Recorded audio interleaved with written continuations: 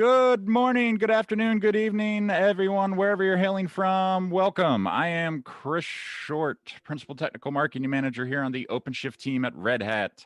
I am joined for a very special presentation today about Cubinit, which is a project from my fellow Red Hatter, my friend Carlos. Carlos, please introduce yourself to the audience and let us know what you've been working on in your free time here. Sure thing. First of all, thank you, Chris, for letting me be here today. And well, my name is Carlos. I'm Carlos Camacho. And well, I'm going to speak a little bit about different ways to deploy an origin Kubernetes cluster using Ansible. So the title of this presentation is Cubinit, bringing good practices from the OpenStack ecosystem to improve the way we deploy OpenShift, right? So you hear the word OpenStack, I will tell you more about it later. So Who am I? I'm a Red Hatter. I finished my PhD in computer engineering a few years ago, but I'm still in touch with the people from the university. And you will see this is one of the whys of this project. I work as a software engineer in Red Hat, and I am a upstream OpenStack contributor since 5 years ago, maybe. And since maybe 3 years ago, I'm starting to dig into the Kubernetes ecosystem. I usually try to share things on my blog. It's unstack.com. And I usually hang in Freenode, the Kubernetes Slack, and you can see my GitHub profile. It's C Camacho in these three networks. So Chris, please feel free to interrupt me if you have any question or comment. No, I think it's great that you're on. I love this project, right? Like I love any project that looks at installing Kubernetes differently or just with a different mindset, so like I really appreciate you coming on, and I'm sorry it took so long to get you on, but I'm glad that you're finally here. Thank you. So I will give you a quick intro right now. So about Cubinit. Cubinit provides Ansible playbooks and roles for deploying and configuring multiple Kubernetes distributions. It's basically an Ansible collection. And ideally, I should be able to deploy different Kubernetes distributions. But right now, I only support Origin, which is the upstream project for OpenShift. Which you can download at okd.io. Exactly. So the main goal of Cubinit is to have a fully automated way to deploy in a single command a curated list of prescribed architectures.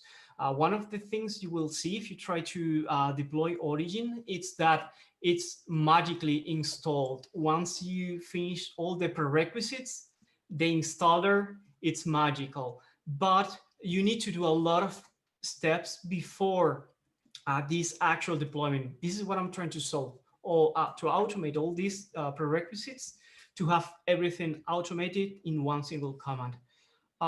That's amazing. I love it. So for those who are here who never heard about OpenStack, it's an open source cloud operating system which allow us to manage compute, storage, and networking resources using APIs. It's an opinion, but I can say that from my point of view, it was like the default cloud platform, and it's now struggling with other competitors like Kubernetes, for example, but we have different use cases. So in particular for Cubinit, what I'm trying to do here is to inherit some of the best practices from the OpenStack ecosystem to help the way I deploy Origin. I do this pretty much because I'm quite used to the development workflow of OpenStack. So for me, it's really easy to get some pieces from OpenStack and use them to deploy OpenShift. Mistakes. Yeah, OpenStack is incredibly complex. Some people say that OpenShift or in general Kubernetes is simpler, but yeah. I mean, Uh, 6 to 1, half a dozen to another. I mean, pick your complexity. Yeah, so I don't think so right now. So uh, the why of this project, I I'm used to work in different research projects, so I needed to have an easy way to deploy Origin with one thing in a single command. I just need to deploy the environment, run my test, and destroy it completely, and then do it again.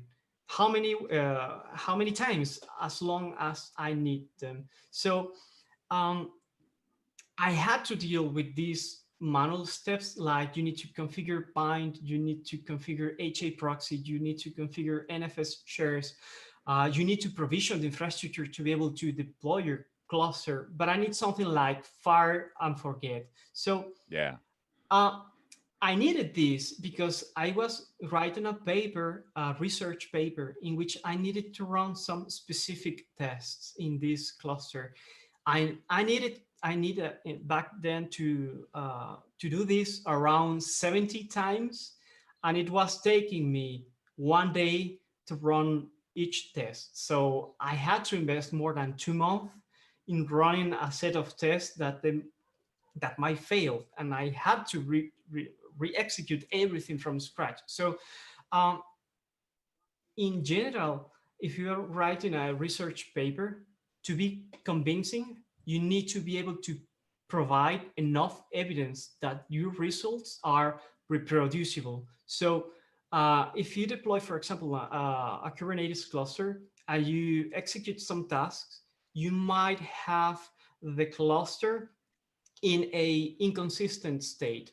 So if you rerun the test, you cannot guarantee that, you cannot be 100% sure that the cluster it's in this initial state where the state won't affect your test execution. So um, this is uh, like the way I found to be able to make my experiments reproducible. Hmm. In this case, we have a measure which is called confidence interval, and you need to be sure that you have enough confidence in the results you're getting to be able to prove that your experiment work.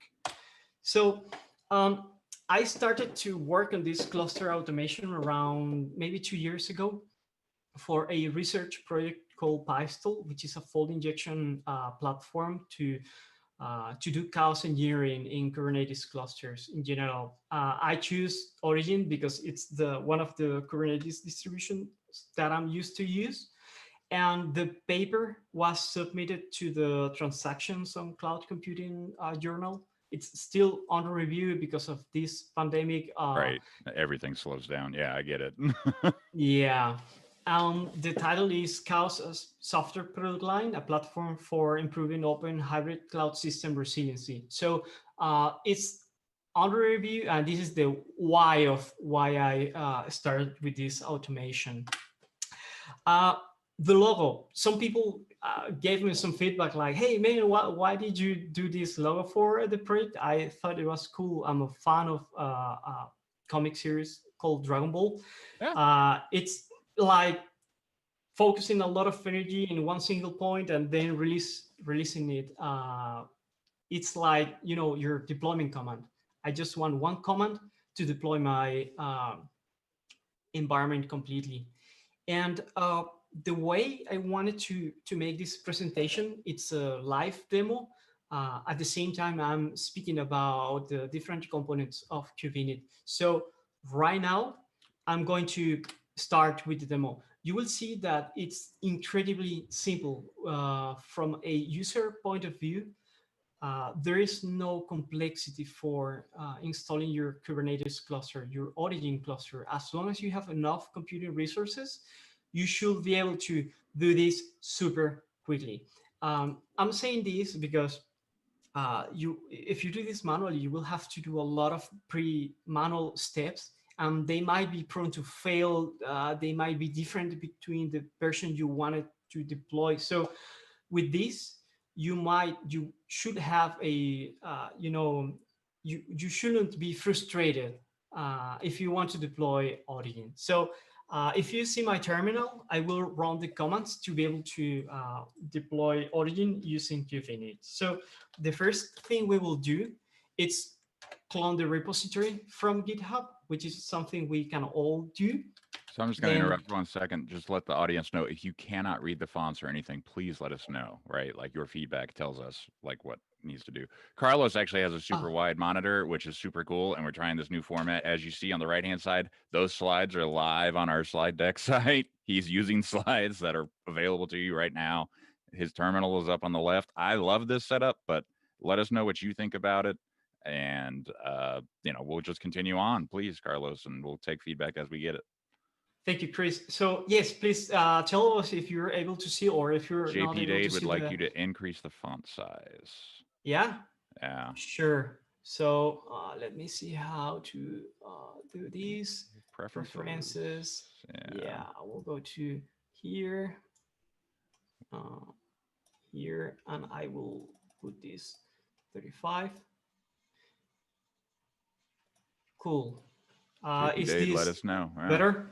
I mean, so in general, it looked good to me. So now it just looks better now. All right. So there is that fine line between it being usable and it being readable, right? So you tell us, Yeah, the important thing here is that the comments that I'm running are the ones that are in the slide. So first thing, we will clone the repository. We will get into the Cubinit directory, and then we will run this Ansible playbook command. So it's super simple. Right now, so what I'm going to do is to actually run the deployment command. If you go to the project repository, in the README, you will also have this command. It's super easy to run. So that's all you need to do to deploy your Origin cluster. So in theory, we should let this to run for around 20 minutes. And after we have this 20 to 25 minutes pass, we should have the cluster deployed. So this is a very simple environment. It's a multi-master Origin cluster with one worker node. Yeah, so it should be powerful enough for you to have a development environment. If you don't choose to use something like Minishift, yeah.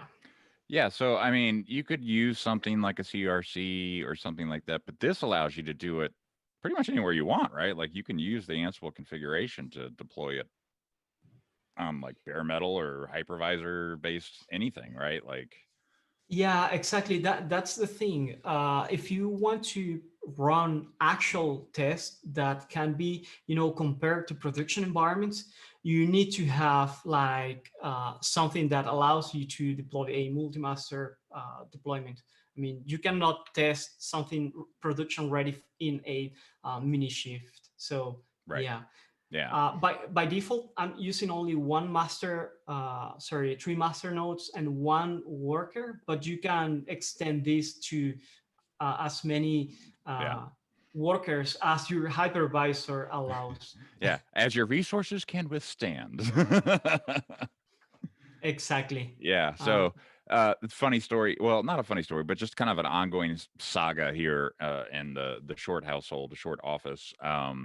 I bought an old server. It came with like 4 10,000 RPM drives. Could not handle like OpenShift at all. Couldn't handle etcd, right? Like the disks were not fast enough to handle etcd. So replaced all the stuff with SSDs, and it's like night and day. So installing different clusters and different things like that is now something that I can do. I can test these things. I can have these different environments now where it's like, oh man, I have a small cloud in my house, and it's very convenient, but it's all hypervisor based, right? Like, so it's all right there on one server, actually sitting on top of a refrigerator across the house. Exactly. And for example, if you want to provide, for example, you can get more servers and you can have your master nodes across your different hypervisors. And you can do a lot of powerful things with this. So now I'm going to speak a little bit about OpenStack because it's, where I took a lot of pieces from. So these are the main repositories or sub projects where I got some references, reference that I contributed to. So that's why Oh, I'm cool. quite use them. So the first two repositories, TripleO Ansible and OpenStack Ansible, are two projects that allows you to automate all the deployment of OpenStack. From these two repositories, what I took was, for example, we render automatically all the documentation from the code itself. If we want to add more roles to our collection, we have that already automated, and we try to split the features as different roles. So you can use the roles in the case of Cubinit. For example, imagine that you have a role to configure HA proxy. You can use the same role to be used with Origin, with plain Kubernetes, with Ubuntu Kubernetes, or with any With distribution. any Kubernetes. Yeah. Nice. Yeah, That's awesome. exactly. That's cool. That's very cool. Yeah. Exactly. From TripleO Upgrade, we have a pretty stable molecule test architecture. Oh, I So love I Molecule. inherit. Yeah. So in Cubinit, you are able to run any molecule test you can. Awesome. In some next slides, I will speak about how this is integrated into GitHub Actions, because all the tests are running in GitHub. Um, then was my grade. I used that, for example, to get some references about how we run the linters, how the unit tests are structured, and some downstream CI automation. Because, for example, if you try to run things in GitHub Actions, depending on the resources you need, you might not be able to run them there. Right. So Yeah. and in TripleO validations, we have a role where people can add actually roles to validate things. We validate something like, hey, does your hypervisor have has enough disk space or RAM or Right. uh, things like that? Or for example, there are some required packages you need to have. Do you have like nested virtualization enabled? Things like this, it's our validations we can have in the rule. Um, uh, why? Well, because I have a principle which is reduce, reuse, and refactor from the OpenStack ecosystem, because for me it's super quick because I'm used to these development workflows. The components of Cubinit. The architecture, it's based on layers. It's as I told you before, this is an Ansible collection. So we have roles and modules to define how we will architect these deployments. So we can have a role to configure bind, a role to configure HA proxy, NFS. We install in the services machine a Apache web server to, for example, provide the ignition files to the master nodes when they are being bootstrapped. We can integrate other services like FreeIPA, KubeVirt, and the role for the validations. And one of the good things is that all these roles should be able to be reusable for different Kubernetes distributions.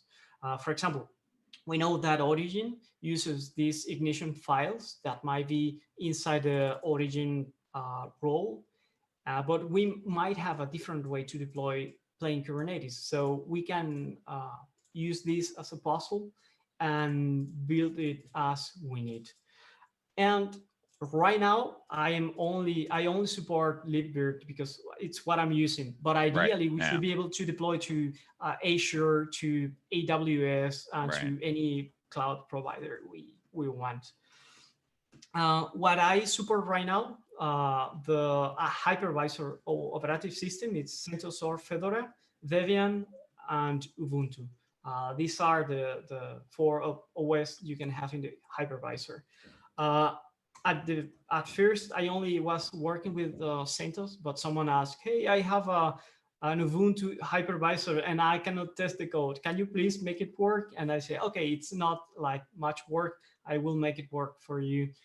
Um, we only have libvirt and Origin, And well, the external services are bind for the DNS service, HA proxy for load balancing the traffic to the master and worker nodes, the Apache web server for example, hosting the ignition files and the images we'll use to bootstrap the cluster, and the validations role to add any validation you might need. Cool. Ideally, we should be able to integrate AWS, other Kubernetes distributions, free API, different SDN controllers, and, for example, provide something which is really useful, offline deployments. Right. Oh my gosh, that is such a topic on this channel. It's like a trigger word almost. Yeah. Disconnected installs, offline deployments, air gapped, you name it. Like that is always going to perk my ears up. Yeah, for example, I have a very kind of, it's not a big machine, but it's connected using a ADSL, and it takes like 4 hours to download all the things the cluster needs to work. So wow, it's okay. like, and you will see that this takes 20 minutes. So I'm working on a role to get all the things required to deploy the cluster, put them in the services node, even creating a small container registry and bootstrap. Yes. Have you seen Christian Hernandez's helper node project? No. Okay. You should definitely check that out. I think it would probably jumpstart you on your journey there for sure. I just dropped a link in chat to the YouTube thing, but it's under the OCP4 official GitHub. I'll find the link for it here in a second. I'll send it to you on DM too. It might actually like help you jumpstart that process, because he's got it like bare metal, KVM, all the whole 9 yards figured out. So cool. And it provides Pixie booting, DNS, HA proxy, the whole 9 yards, right? So yeah, awesome. You might be able to pick and pull pieces out of that for sure. Yeah, I was speaking with Yolanda Robla. She's also a software engineer in Red Hat, and she already has some automation to do this offline deployment. Yeah. But I will check it for sure, because I mean, one of the things you should know for sure is that there are a lot of people doing similar things. So it's something we can use from we can always learn from each other, right? Like exactly. Always. The next component, documentation. I think the documentation for the projects are very important. As you can see, I'm using Sphinx, which is the default documentation generator for all the OpenStack projects. The docs, it's available in docs.cubinit.com. It's based in Sphinx. It's based also in the Read Docs Sphinx theme. Nice. It's automatically rendered from the documentation you write in the code. So one of the things that it's usual that in upstream projects, the documentation is quite desynchronized with what we have in the code. So doing it in this way, we make sure that the code is actually synchronized with the code. The docs are built on each merge. So in order to make it, to be sure that it's up to date, it's integrated into the GitHub repository as a different branch. It's called the GH pages branch, and it's integrated into the as a GitHub action. Nice. So you've even automated your documentation. Good for you. Yeah. So another good thing is that people who wants to contribute, if you want to create a new role, you will need to know all the different folders and files you need to create in order to make a new role. So we have that already automated. So we have an Ansible playbook that will create a role for you. You just need to put the handler you will use for this new role, run the command, and it will create it full skeleton for you. It will create a default file, variables, the task where you can start putting your automation. Uh, it will create the molecule test skeleton. So you will already have one no-op molecule test running. It will link your code with the documentation, That's amazing. and everything is like working in a single directory. So it's really really And easy. and these are the lessons learned from the OpenStack community you're bringing forward, and I love it. Love it, Yeah, love it, love it's it. exactly. So these are things that we are already doing every day. So why not to use them in the Kubernetes ecosystem? So yeah.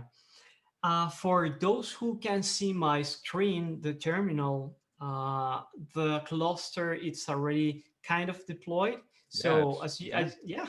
as you can see, we already deployed the three master nodes. And in theory, what we're waiting here, it's the etcd cluster builds, and we have the nodes ready in the cluster. When we have the three nodes ready, it will continue, it will deploy the worker node, it will check the certificates, and it will finish. So let's cross fingers, but this is Yeah, like looking this is kind of the last finalization steps here. Yeah. yeah, Moment of truth. exactly.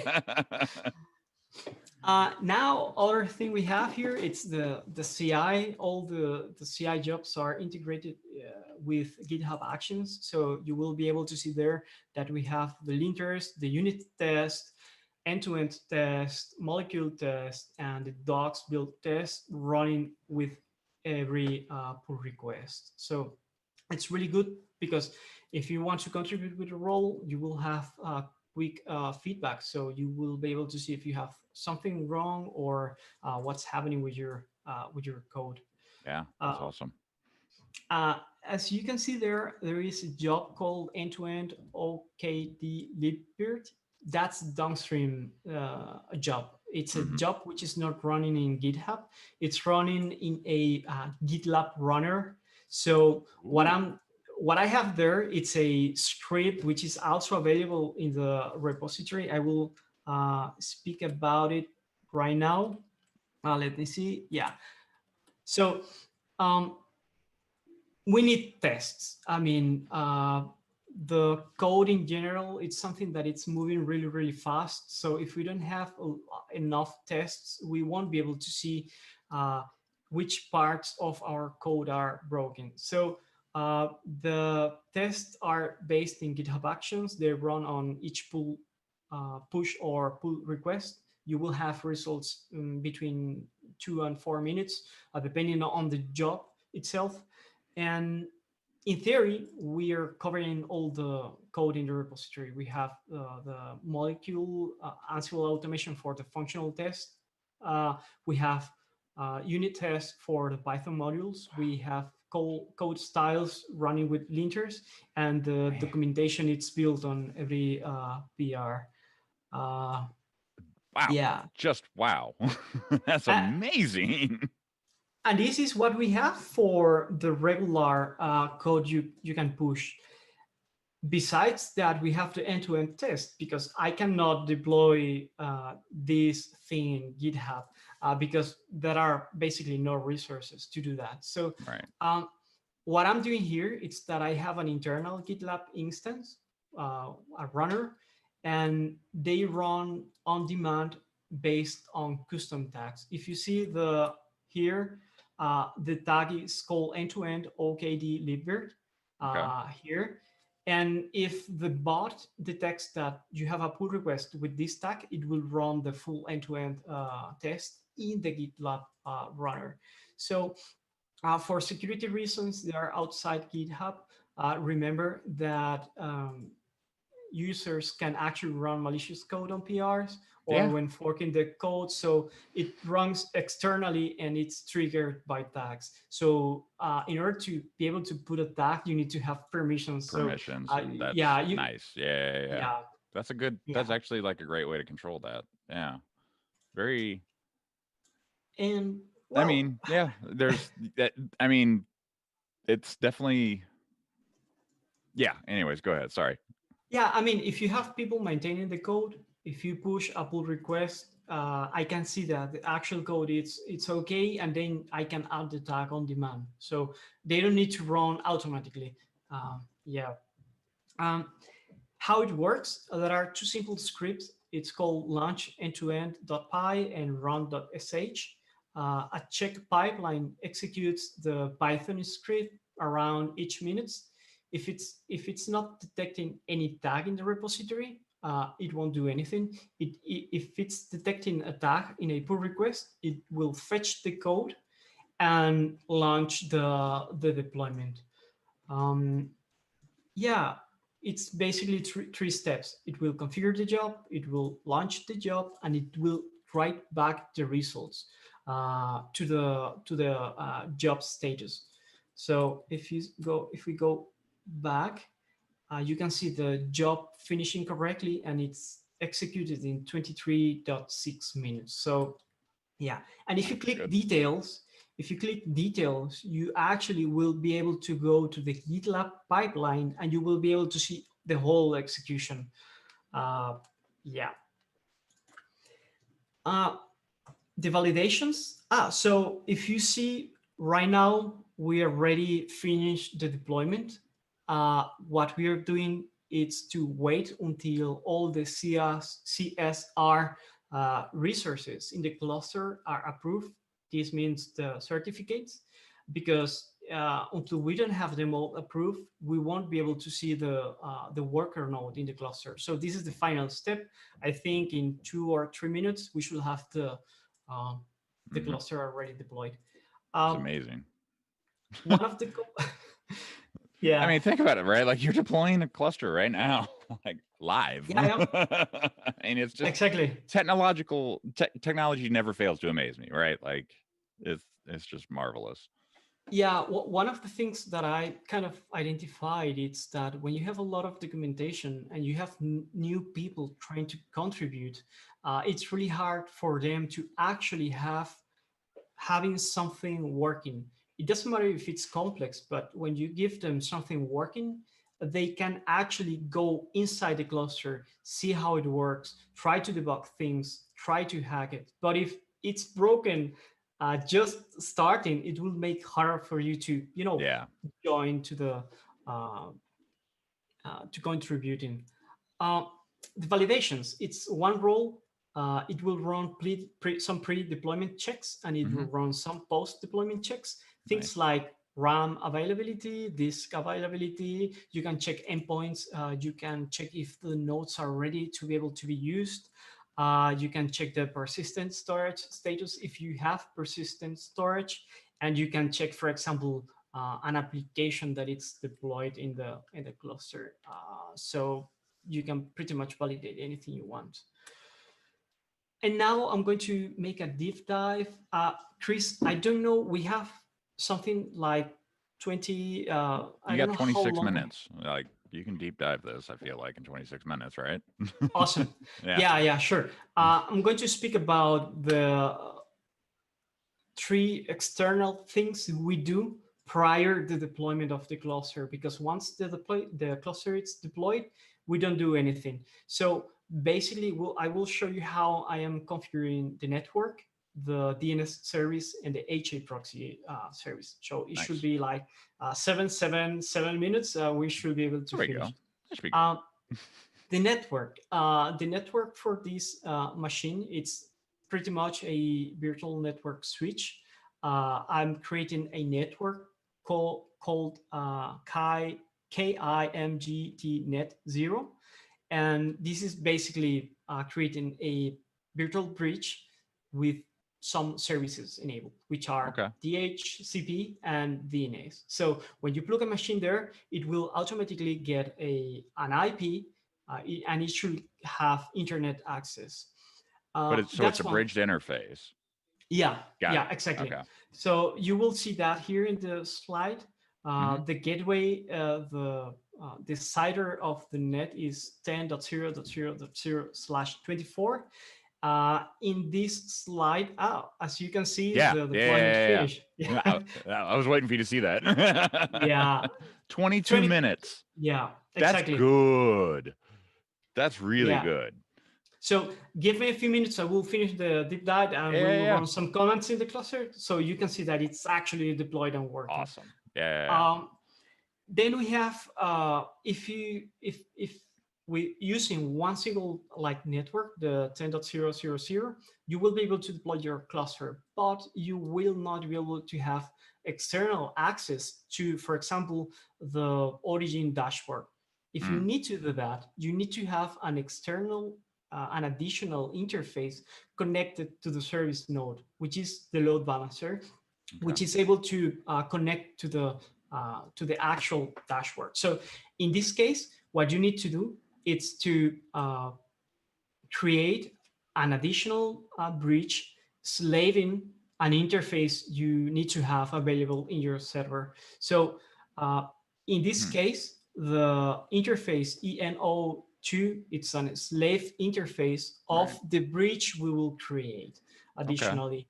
So if you have this machine remotely available, when you do that, the interface will lose its IP configuration, so you will lose connectivity. So you need to be careful when you do this because you might get disconnected. This is a treacherous step. Yeah, this is where you need to be very cognizant of your typing because you could just completely disconnect yourself. Exactly. So once we have this, we are able to access the cluster internally or externally using this additional interface. In this specific case, should be ETH1, which its IP it's 10.19.41.159, and yeah, that's the two different network scenarios that are supported right now. You can have only internal access to the cluster, or you can have an external interface to see the dashboard or any application you want to deploy. Nice. As you can see here, this is a piece of the code from GitHub. This is the definition of the network we're using. And as you can see here, we provide DHCP for all the nodes that are connected to this network.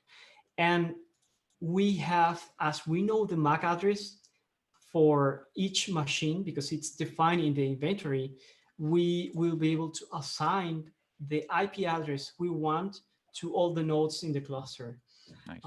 That's one thing. And then what we do is that we need to provide DNS service for all the nodes. So in this case, we have an external DNS server, which will be the authoritative for the zone we define for the cluster. So if you see here, there is defined a forwarder for the domain which is being used in the cluster. So when we receive a DNS query in the gateway, it will say, yeah, I don't have an answer for this, but this server should know the answer for this request. And it will forward the request to the service node, which is running the DNS service.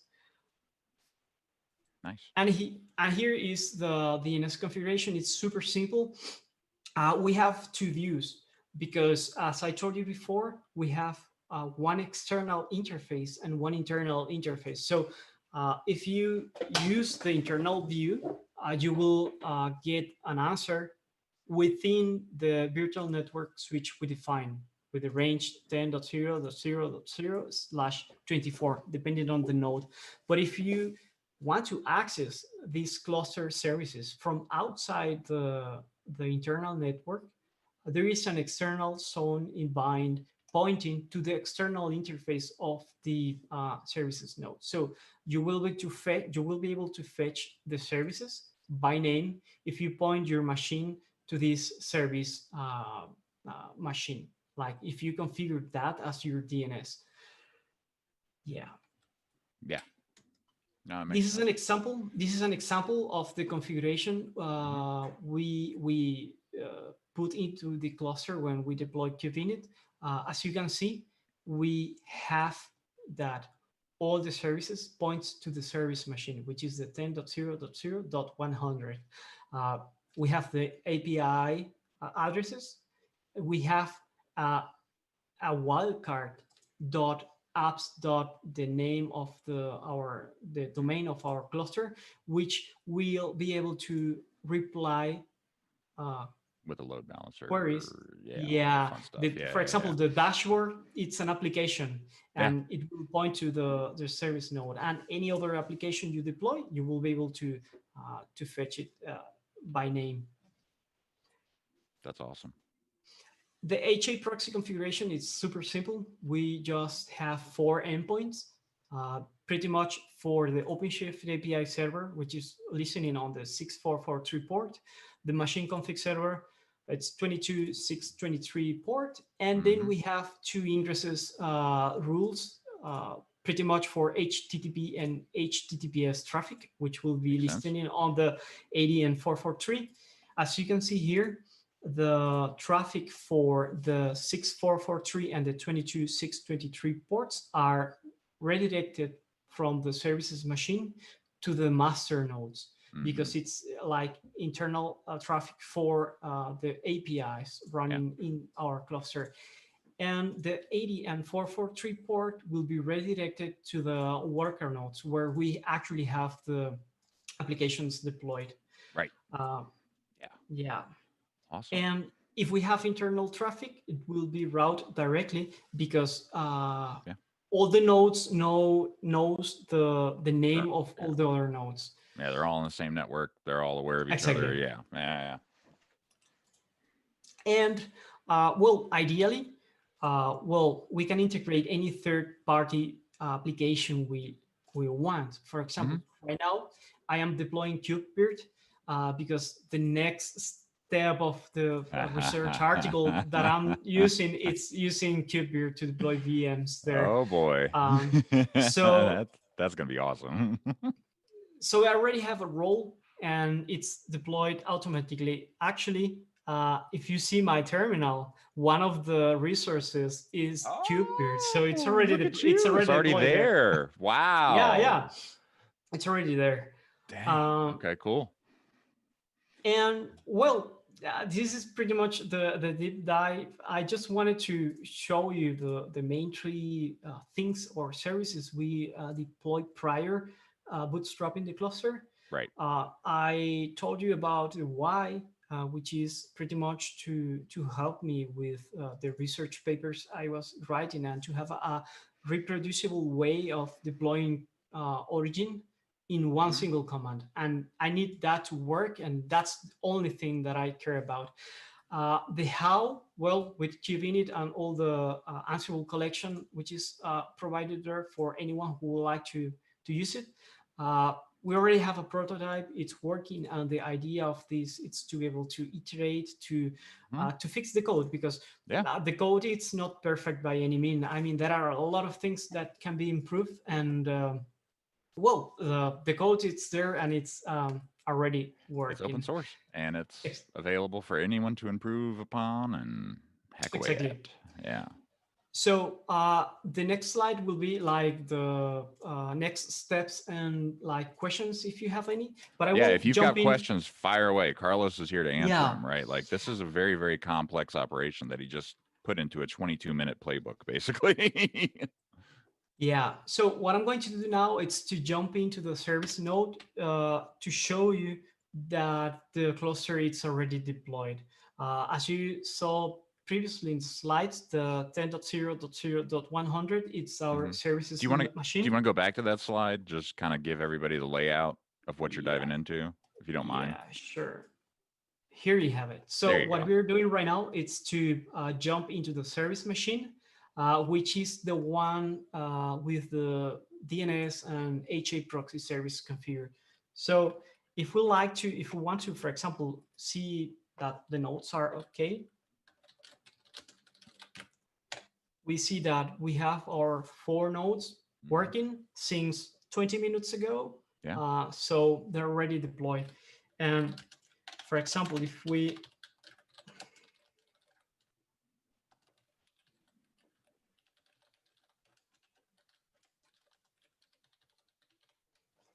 you forgot the P. Yeah. So let's see the containers, which are Yeah. should be all working for the Cubinit service. We have them there already Look at up and that. running. Oh my Yep. goodness. Oh, I'm so excited.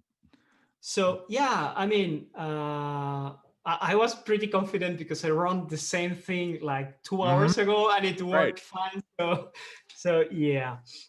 And for example, you can see here, if I show you in the slides, let me go here. For example, the content of the DNS zone, that is etc named zones internals, because we have two different views, the internal and the external. And we have here the configuration for our zone. So excuse me, because the screen is very small and the font size, it's really big. DNS zone files are very, yeah. But you have here all the information. So if you want to learn how bind is configured, you can deploy the cluster and you can actually see how it is working and make your changes, hack it, break it. Right. Like if you want to learn how to use bind or HA proxy or any one of these components, diving into any one of these playbooks will help you learn how to like A, configure these things, and then B, let you tinker with them on the other side and then see if you want to reconfigure them any differently and allow you to learn how to use some of this tooling that is kind of like, table stakes for Kubernetes clusters, for lack of a better term. Exactly. That's the idea. And having something that is working from, out of the box. I don't want to know anything. I just wanted to have it working. And then let me dig into it. Yeah. Yeah. That's awesome. So, and well, the next slide, it's about the next steps, questions and answers.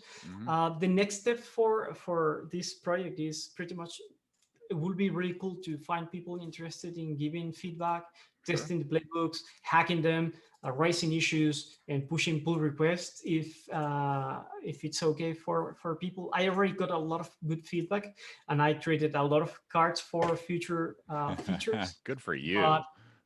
Yeah. Another good idea is to add other Kubernetes distributions like plain Kubernetes or Ubuntu Kubernetes or any other any distro in general. Yeah, because the idea is that the code should be agnostic. We shouldn't be tied to any like specific distribution. Yeah, the offline deployments are already work in progress. I have a lot of things, kind of in place, but it's something that it's taking some time. I'm doing this on my free time, so for me, it's hard to keeping everything up to date. Another thing is, I run a small project for Kubernetes on Raspberry Pis. I feel your pain. I've almost given up on it. It's very hard. Yeah. Another thing is that it's always useful to improve the testing coverage, the unit test, and the molecule test, because right now what I have there, it's the architecture. Everything works, but I don't have like any specific unit tests already working. So it would be really awesome to start writing all those tests. I did a big roles refactor to start splitting the code, because the first, this was like a 2,000 lines of playbook, Ansible playbook. So it's already modular enough to people to be able to read it correctly. And yeah, I also have something which is already done, but it's not up to date in the slides. It's to be able to run the playbook from a container. I had some feedback from people that were not able to deploy the Ansible playbook command because they didn't have all the prerequisites installed in their laptops. So what I did was to put everything in a container, and having that, well, you can actually run it from a container. And how to do it, it's already documented in the project, so you can just jump in and read it. Off you go. Yeah. That's awesome. And well, that's pretty much all. First of all, Chris, thank you for inviting me. Thank Uh, you for coming on. I really appreciate it. this is my first time doing this kind of streaming, so for me it's really interesting and it's really nice. Yeah. Oh, well, thank you. I mean, we try to make it a great experience for everybody, right? Like we connect, we talk, we interact with the audience, and off we go. Let me just double check that we don't have any additional questions on any of the other networks that might be hiding from me because of technology problems. But I think we've answered everything. Unless folks have additional questions, now's the time to drop them in, please. I'm not seeing anything new here. If you don't So, have any question, you can always ping me on IRC or on Slack or raising a issue on GitHub. mm, I will be, listening, and if you put there anything, I will reply. And well, in general, if you like this presentation for the people seeing this, one of the best ways to start contributing is to just start the project and listen for any, updates or anything. I just wanted to tell you. yeah, no, thank you very much. Um, yeah, so follow C Camacho on GitHub and IRC, and go to his anstack.com blog. I am a subscriber to that blog. I read it. I thoroughly enjoy it. It's a great site. I mean, you put out good content, right? Like it's very thoughtful, very well put. So thank you very much. Obviously, go to Cubinit.com, head over to the GitHub repo, help out. I've dropped the GitHub repo there in the chat. If you ever have any questions, like this is the place to reach out to Carlos. And yeah, this has been a great show, Carlos. Thank you very much. Let's see. I got to read this screen name. Hang on. Maria Angelica B says, "Great work, Carlos. Thanks for the great demo." So, like I said, Thank awesome you. job. And yeah, this is a fantastic project that I'm sure a lot of people will benefit from in the long term. Yeah. So thank you very Thank much you, for putting guys. it together. Yeah. This is awesome. Thank you, guys. Well, have a good day You and too, just buddy. pick me for anything. Thank you. Yeah. Thank you very much. Y'all have a great day. The next show coming up is at 11 a.m. Eastern Time, 1500 UTC, the one and only most requested person that hasn't been on the channel yet. Dan Walsh will be joining us, the senior distinguished engineer himself from Red Hat, to talk about all things container security. So please join us in about an hour and look forward to talking to y'all soon. Thank you again, Carlos, for coming on, and stay tuned to OpenShift TV for more updates. See you. Thank you, folks. Bye.